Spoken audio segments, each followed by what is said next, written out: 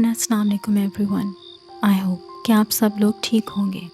आज की कहानी एक ऐसा सच्चा वाक़या है जिसे सुनकर शायद बहुत से लोग यकीन ना कर पाएँ, मगर ये वाक़या सच में हुआ है। अगर आपके पास भी कोई ऐसी कहानी हो खुद से मुतल्लिक या किसी से भी, तो आप इसे मेरे ईमेल एड्रेस पर भेज सकते हैं। चलिए आज की कहानी की तरफ बढ़ते हैं।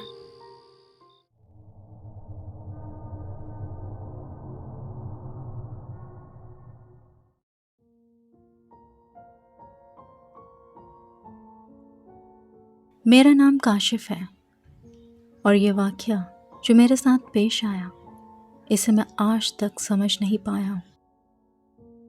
मेरी ज़िंदगी का ऐसा तजुर्बा है जो आज तक मेरे जहन से नहीं निकला। कुछ कहानियाँ वक्त के साथ धुंधली हो जाती हैं, लेकिन कुछ यादें इंसान के दिमाग के किसी अंधेरे कोने में जिंदा रहती हैं। ये भी उन्हीं में से एक है। ये बात 2023 की सर्दियों के शुरू होने से थोड़ा पहले की है। उस वक्त मैं कराची में एक रियल एस्टेट एजेंट था। मेरा ऑफिस शारा फैसल के करीब था और ज़्यादातर काम अपार्टमेंट्स और फ्लैट्स का होता था। अक्टूबर का महीना चल रहा था। हवा में हल्की ठंडक खुलना शुरू हो गई थी। मगरिब जल्दी होने लगी थी और कराची जैसे शोर मचाने वाले शहर में भी शाम के बाद एक अजीब सी वीरानी महसूस होती थी। मैं वैसे उन लोगों में से नहीं हूँ जो हर चीज़ को जिन, साया या पैरानॉर्मल समझने लगते हैं। मैंने इन सालों में हज़ारों फ्लैट्स देखे थे, कुछ बिल्कुल नए, कुछ पुराने, कुछ ऐसे जहाँ लोगों ने सालों तक जिंदगी गुजारी थी और कुछ ऐसे जो पूरी तरह सुनसान और बंद पड़े थे। मैं हर किस्म के लोगों से मिला था और मुझे कभी किसी चीज़ ने डराया नहीं था, लेकिन जो उस रात हुआ, आज भी उसका जवाब मेरे पास नहीं है। ये सब कुछ एक छोटी सी फेवर से शुरू हुआ। मेरी खाला का एक पुराना फ्लैट था गुलशन इकबाल के एक पुराने अपार्टमेंट बिल्डिंग में। बिल्डिंग काफ़ी पुरानी थी, लेकिन बुरी हालत में नहीं थी। वहाँ एक मियाँ बीवी पिछले 20 साल से रह रहे थे। बहुत खामोश और शरीफ लोग थे। अब वो कनाडा शिफ्ट हो रहे थे अपने बच्चों के पास, इसलिए फ्लैट खाली होने वाला था। खाला ने मुझसे कहा कि बेटा, तुम प्रॉपर्टी लाइन में हो, ज़रा फ्लैट देख लेना और नए किराएदार ढूंढ लेना। मैं मान गया। फ्लैट पुराना ज़रूर था, लेकिन उसमें एक अजीब सी पुरानी महकती हुई फीलिंग थी। पुरानी टाइल्स, दीवार पर नए पेंट के नीचे पुराने सालों के निशान और हवा में हल्की सी लोबान और पुराने फर्नीचर की मिली जुली स्मेल। हमने डिसाइड किया कि हल्का रेनोवेशन कर देते हैं ताकि यंग फैमिलीज़ को पसंद आ जाए। मेरा ऑफिस करीब ही था, इसलिए मैं हर 2-3 दिन बाद फ्लैट चेक करने चला जाता। कभी पेंटर्स का काम देख लेता, कभी फ़ोटोज़ लेकर खाला को भेज देता। धीरे धीरे वो मेरी रूटीन बन गई। मैं शायद 20 मरतबा उस फ्लैट में गया होऊंगा। कभी कुछ अजीब महसूस नहीं हुआ, कभी नहीं। फिर एक दिन सब बदल गया। वो बुध का दिन था। शाम जल्दी उतर रही थी और आसमान नारंगी रंग का हो रहा था। मैं ऑफिस में फाइल्स अरेंज कर रहा था जब मुझे एक अननोन नंबर से कॉल आई। आप काशिफ बोल रहे हैं?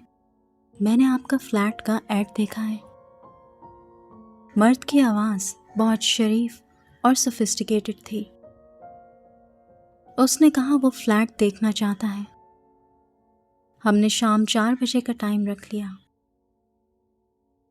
जब मैं बिल्डिंग के नीचे पहुंचा तो वो पहले से वहां खड़ा था और उसके साथ एक औरत थी। मैंने सोचा उसकी बीवी होगी, दोनों मिडिल एज लग रहे थे। मर्द ने सफ़ेद शर्ट और ब्राउन पैंट पहनी हुई थी।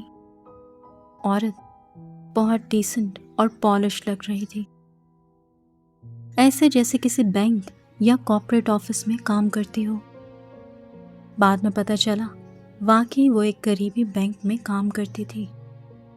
हम तीनों लिफ्ट में दाखिल हो गए। पता नहीं क्यों, लेकिन लिफ्ट में एंटर करते ही मुझे अजीब सा दबाव महसूस हुआ, जैसे हवा भारी हो, लेकिन मैंने इग्नोर किया।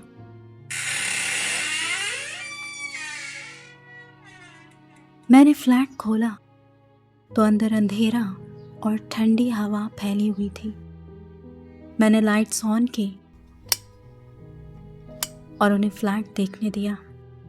वो औरत बहुत गौर से हर चीज़ इंस्पेक्ट कर रही थी।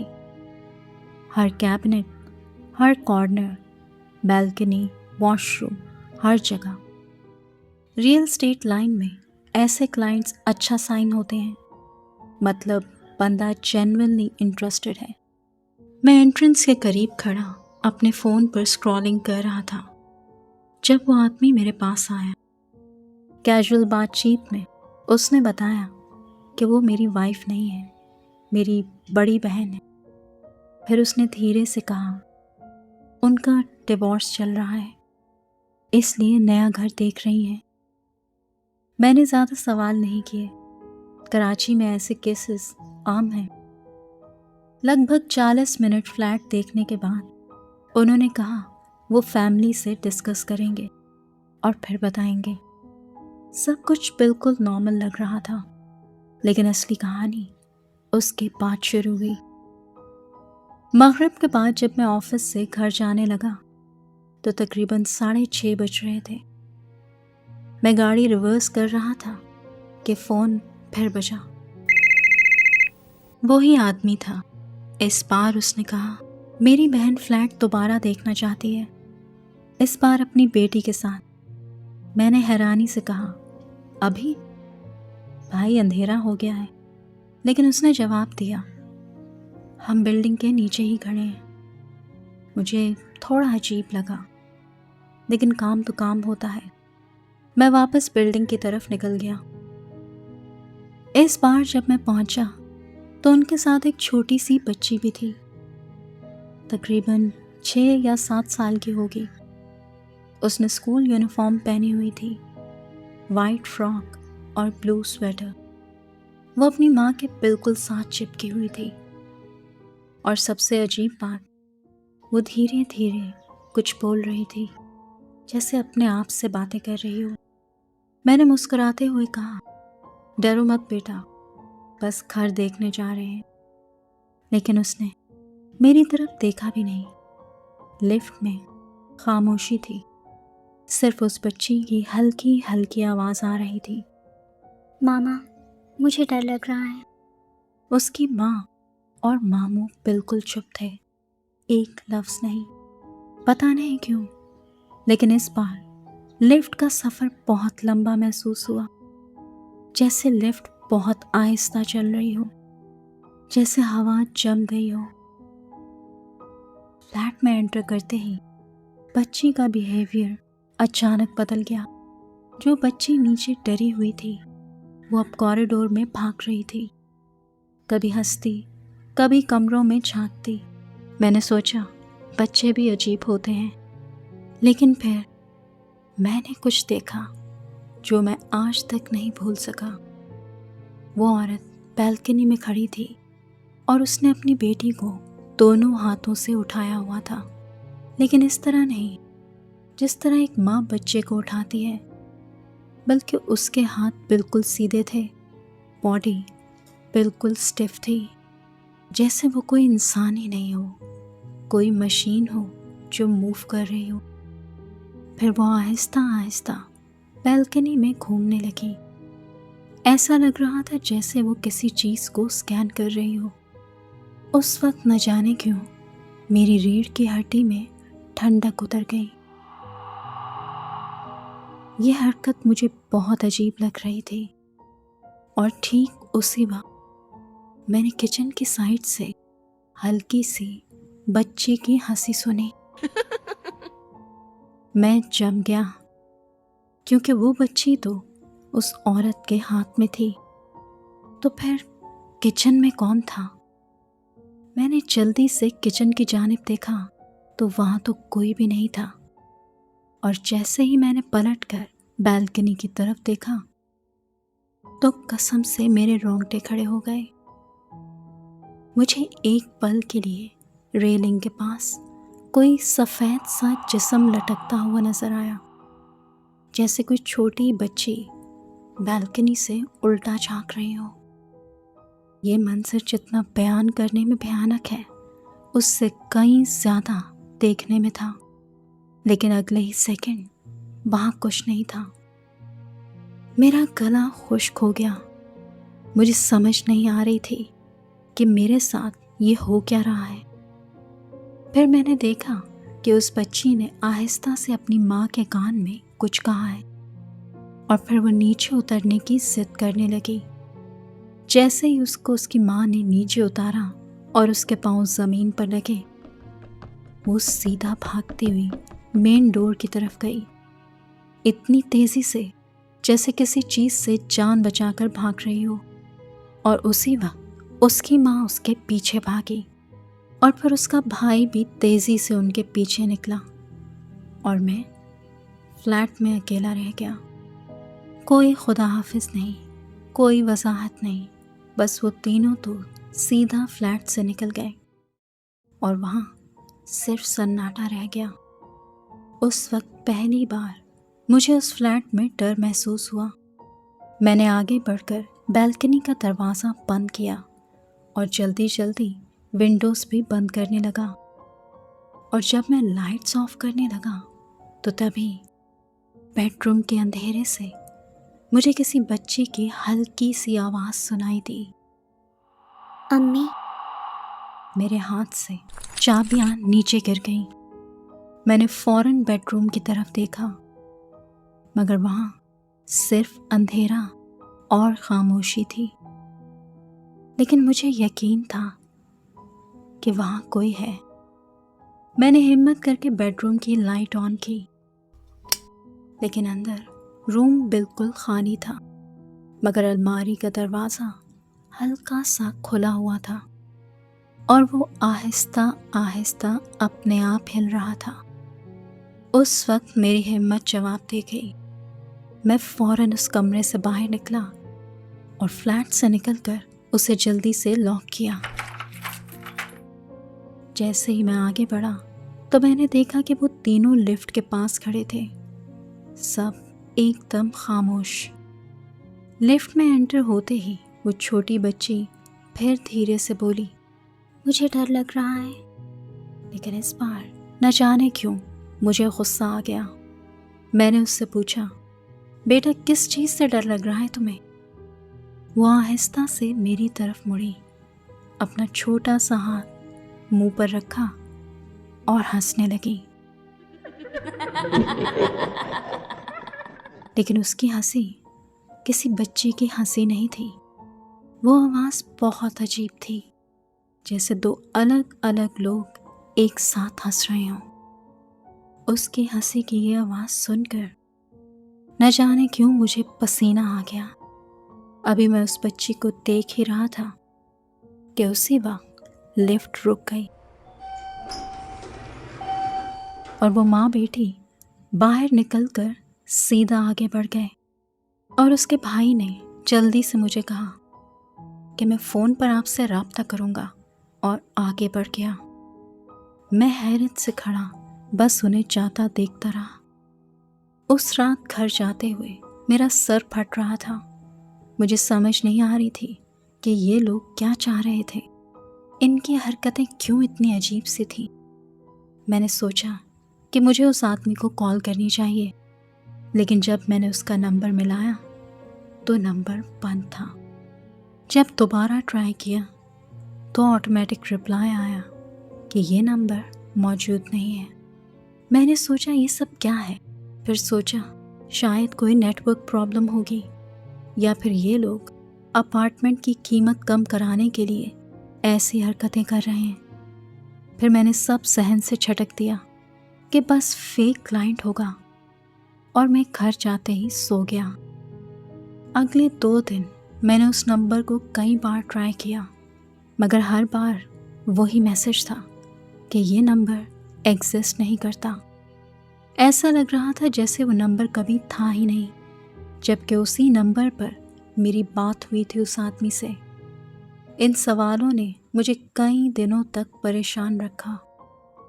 आखिरकार कुछ दिन बाद मैंने खाला को ये सारी बात बताई। मेरी बात सुनकर खाला ने किसी हैरत का इजहार नहीं किया, बल्कि वो खामोश हो गई। फिर आहिस्ता से बोली, काशिफ, तुम्हें एक बात बतानी थी, शायद मुझे पहले बता देनी चाहिए थी। मेरे दिल में अजीब सी घबराहट हुई। फिर खाला ने बताया कि कुछ साल पहले उसी बिल्डिंग के 2 फ्लोर ऊपर एक औरत रहती थी। उसका भी डिवोर्स चल रहा था और वो अपनी छोटी बेटी के साथ शिफ्ट हुई थी। लोग कहते थे कि वो डिप्रेशन में थी और शायद बहुत से फाइनेंशियल इश्यूज भी थे।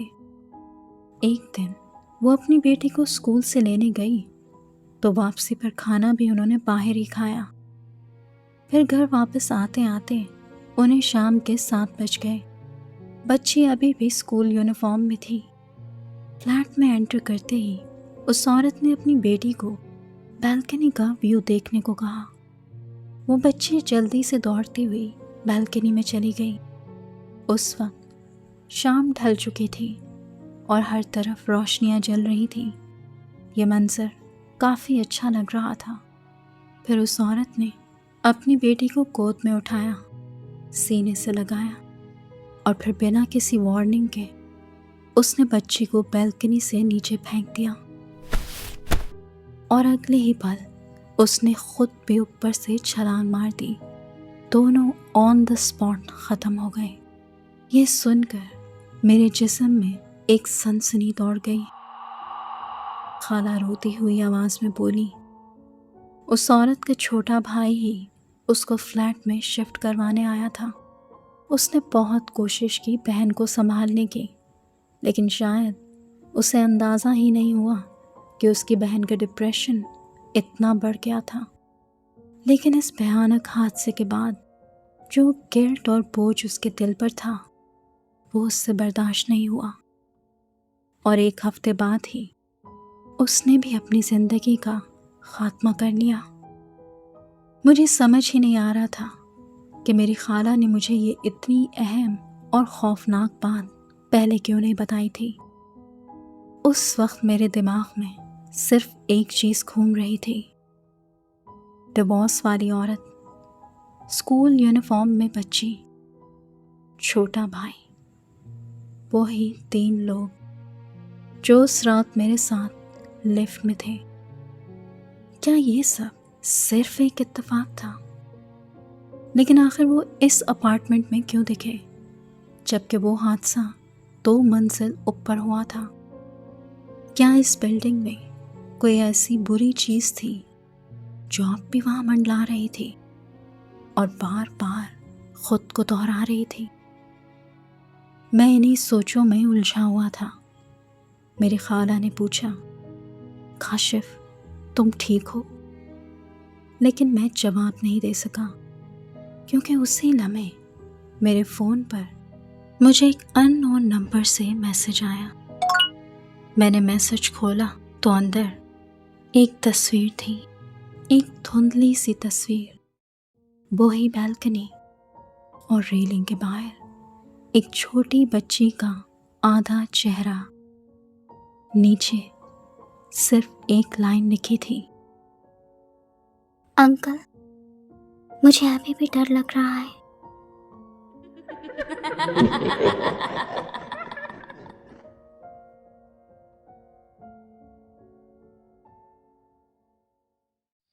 अगर आपको ये कहानी पसंद आई हो तो प्लीज़ वीडियो को लाइक ज़रूर कीजिएगा और चैनल को सब्सक्राइब भी कर लीजिएगा और बेल आइकॉन को दबाना ना भूलिएगा। मिलते हैं अगली वीडियो में कुछ और नई हॉरर स्टोरीज़ के साथ। Till then, bye bye and Allah हाफिज़। अगर आपके पास भी कोई रियल स्केरी स्टोरी है या फिर कोई ghost caught on camera footage तो मुझे भेजिए, मैं उसको अपनी वीडियो में इंक्लूड करूँगी। आप अपनी वीडियोस और स्टोरीज़ को मेरे ईमेल पर भेज सकते हैं। Till then, bye bye.